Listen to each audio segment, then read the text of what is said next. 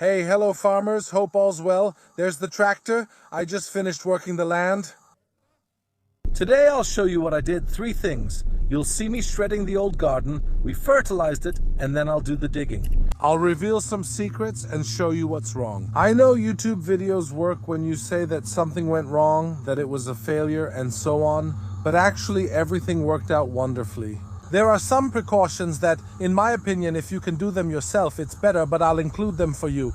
Really enjoyable video. I'd say we can start this morning with the shredder. Yeah, it works well, so I'm shredding everything. I'm shredding because I want to go in right away with the rotary tiller. I don't want to get caught like last year when I didn't get any work done. When the soil was ready, the next 15 days were really rainy, so let's work the soil right away so it's ready. They call it frost. The soil starts to crumble nicely and makes an excellent fine texture. Now I'll show you the sheet too. We talked about it last year. This is the compostable sheet. Now someone might say it's awful to have the ground full of this sheet. And basically, if I'm not mistaken, it's corn fiber. What needs to be done? It needs to be shredded, fertilized immediately, and buried because it becomes biodegradable when activated by the microorganisms in the soil that eat it. In about a month and a half, it disappears. And is that why there's a bit of haze there? Because it's a bit chilly? Today we're going to do this shredding job and then we'll go down. You see the soil is still quite soft. You can work it with a rotary tiller. It'll be a Zollo, a little bit bigger, but that's enough. The job gets done. But you see, it's already starting to crumble. By leaving it rough like this out in the cold, it comes out. I'll show you, yeah? This here is the finished part. We just need to flip it over like this. See for yourself. Here we can basically adjust it as much as you want because here we've put down the garlic. See how nice, how beautifully loosened it is, and there you go. Keep in mind that this is wet now. If we till it now, it'll make a mess. With the rotary tiller, we can start working on it now. It's not a problem, but it's worth mentioning. I brought it home. In the end, the shredder ran out, which isn't bad, but it keeps getting clogged. What I need to do is use a big piece of equipment, so I'm going to open the panels, then I'll clean it, but most importantly, I'll let everything out, since I can set it up myself. Just unscrew the bolts and get underneath, including the tarp. We're staying lower, which may cause us to pick up more dirt. So look, it's very simple. You just need to give it a little push and it basically goes down. See, no problem, it goes down. Now we'll start the roller again. You'll see it cleans itself and that's it. This job could have been done in 2 steps. But look here, see how it almost cleans itself. So if we let it go, it would have done it by itself too. The issue is the roller occasionally picks up some dirt. But oh well, come on, let's not complain, let's keep going, we'll get the job done anyway. Yeah, I've got a bit of mud, yeah.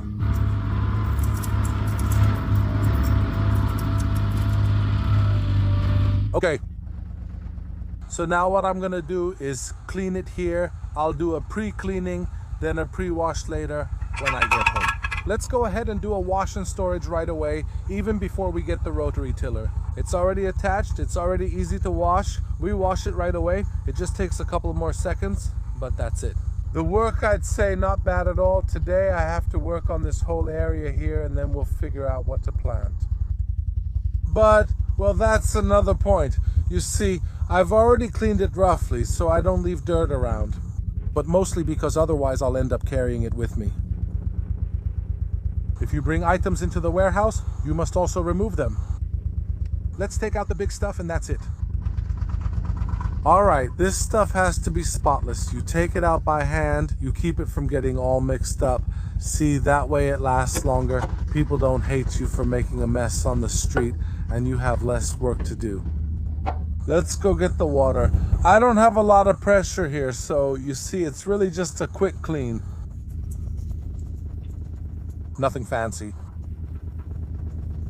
Then I lift it up a bit so we can clean underneath, but you see, even this I have to tell you what it does. After this, I'll clean it up a bit well because I use it between this, I think about a month after pruning, so I don't I'll give it a bit of oiling, that's enough. Like this, it lasts a bit longer. See, I have to remove it because I saw that if you leave the dirt, it creates exactly that. Rust, so let's try to keep it better. See, look at how nicely it's washed, all clean. So, two things I want to tell you. The first thing, a farmer told me that you can tell good farmers by how they store their equipment, meaning by how they clean their machines. A clean machine. It's true that if it's mud that sticks on, it will eventually fall off, but at that moment, especially with clay, I've seen that it tends to dry, and over time it tends to corrode the machine. In short, it goes to ruin. Another interesting thing is that I have a friend, an agricultural worker, who has all the machines and they're always new and beautiful. I asked him how he does it, saying the needs change a lot. One of the things we do is keep them in perfect condition. Obsessive maintenance, obsessive painting, and so on. Because then we resell them at a great price and get a new one when we need it. That's a good strategy too, so it's fine. So, getting back to us, let's get rid of everything. Now I'm going to load the rotary tiller in pigeon mode, which is what Trento does. But look, nice job. Look how beautiful it is. See, the soil is quite dry, and that's how we work too. Look, oh God, the car, God alone. I'm coming here now as a contractor. I pick up the room, I'm going to do it.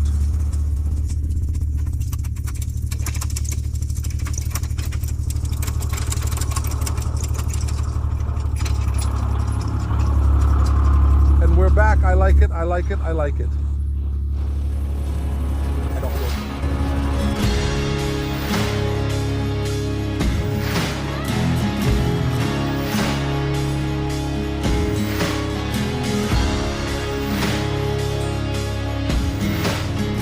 What a little job.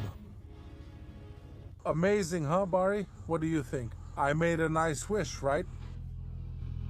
He pays attention to me, all right? Nice, nice, nice. Did you see? I was a bit sneaky. I made a few moves. Now let's lift up the rotary tiller. Let's do the headlands. They're always nice and important to do. I didn't do those over there. Damn it, I messed up. I'll do them now. Headlands, what does that mean? Basically, see, look, you're not working cleanly. So now we'll make a side row and a side row over here. So you see, we recover here more or less. And gentlemen, the spaces are now calculated to the millimeter. You see it raised like this because later when it goes down, it's right, it's set correctly. See?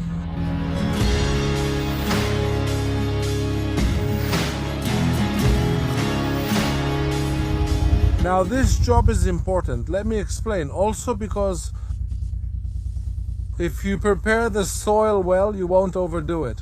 A little tidier here. Later I'll have to do various jobs to make the water drain better. And intellectually, I like the squaring. I mean, it's nice to look at. I don't know how to say it. I've always seen everyone do it. Well, come on, what can I tell you? I mean, it's something else like this, right? Look at that. Here. Now I go here, I pass him because he gets on my nerves. I brake too early. It's a tiny space. Either I get out of there with a shovel to show him, or it's just something unbearable to watch. Everything is right, except for this little square. Oh well, unlucky later. See? Over the years, I managed to get this close because I was always able to work on the roots. So you see, I can chase him better. Keep in mind that this is a job I've refined over the years. So, see how much space is always needed, both at the headland, let's say north-south and east-west. From there, it's more blocked since I can't turn and always have to retrieve it. Over here now, there's the house with the sign, so I'll make the headland this way in this direction and then I'll come back. Anyway, there's something I didn't mention which is important. Why did I work the land just now? Because they're giving water for 15 days, and if it rains, it's hard for me to work it. So I prefer to do it in advance. It tricked me 20 days ago. 2 years ago, it tricked me right on this date. There was a week, let's say as nice as this one, when the land was relatively dry. Then it started raining every 4 days every time it dried up. Bam, did you have to go in that case? There? What do farmers do? They go in to dig or work the land around 4 in the morning. That's because the ground is frozen so they don't sink into the mud. But at night it's cold. You can't see anything, and so on. What a job, huh? Let's move on. Another detail, as for La Trincha, I have serious doubts. They're doing various works there, but that's another video. No, I'm not doing them. I think the province is doing them, but I'm not sure. All right, as for the rotary tiller, since it's right now,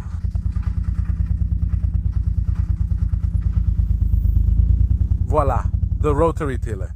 It's a fact that it falls under the tractor's flaws. So what does rotary tiller mean? This way it's too small, because I use this rotary tiller because this rotary tiller is mine. I used to have a smaller tractor and I don't have the money to get another one, so this one will do. Absolutely yes, because as you saw I was slightly overlapping, but I can still work pretty well. When I go in with the rotary harrow, I don't leave any furrows. Also, if you look, it's a 120-120. It means the headlands, so kind of covered, no, but it's first headland, second headland, third headland, fourth headland, fifth headland, and so on. Even though this one here might be smaller, you make up for it later, so I more or less mark them out. Another flaw I have, so to speak, to consider is the wheels that were already installed for the garden. It doesn't have 3 grooves, which is a big flaw. As you can see, they grip the ground well, or not so well.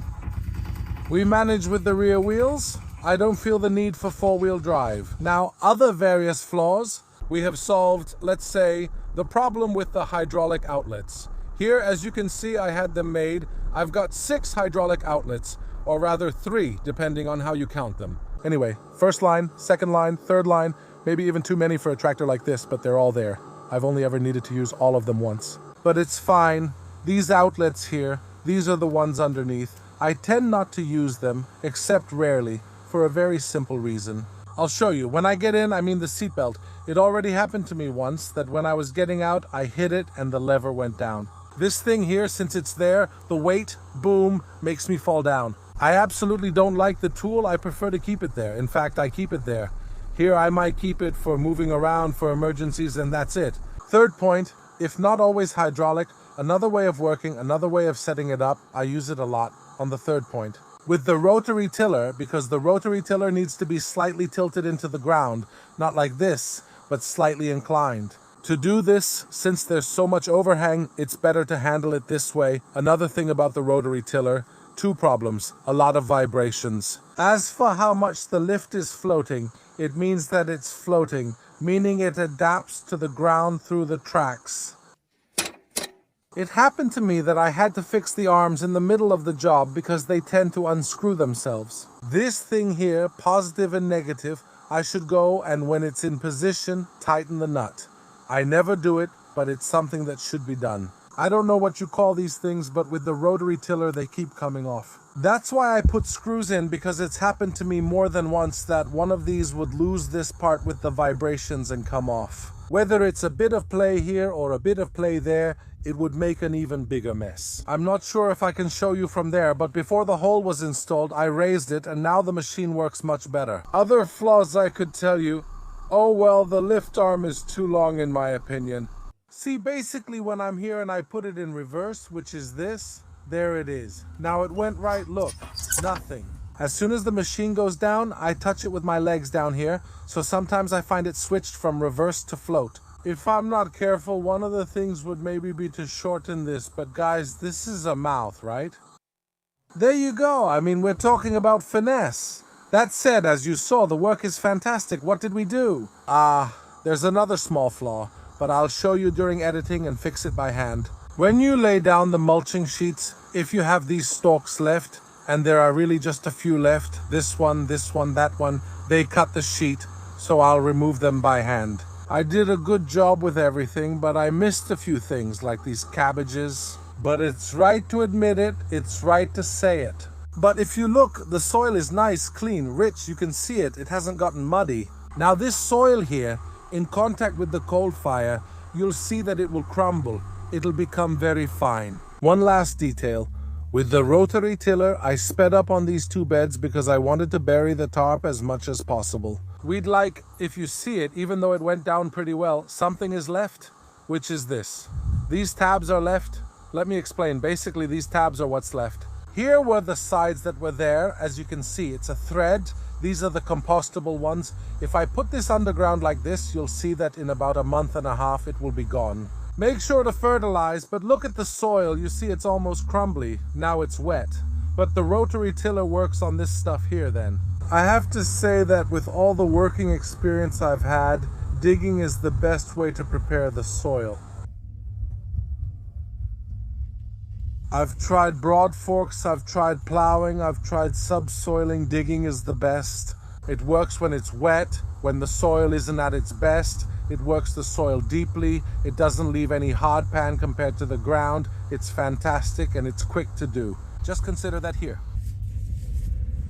I didn't time it, but in my opinion, in about an hour, and I didn't even do everything. I wasn't going very fast. Keep in mind that I have a 52 horsepower, maybe 54, but a bit worn out. So probably around 50 horsepower for the work I did. For 20 centimeters, use 20 to 25.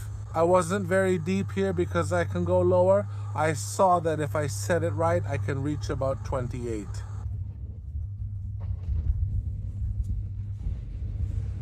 You're too much. It's a good job. Now you've seen the cycle of what I do, let's say, to prepare the soil. So to recap, we've seen the shredding. We've shredded all the material well. I did it, you can't see it. But I'll tell you, I did the first base fertilization and then I went to do the digging. I'll touch this soil again around February or March with the second fertilization. The work with the rotary harrow and then the stars laying out the sheets. In my opinion, we'll be laying out the sheets around April to do the transplant in early or mid-April. It depends on when Easter falls, because if I go on vacation, we can allow ourselves 2 days off.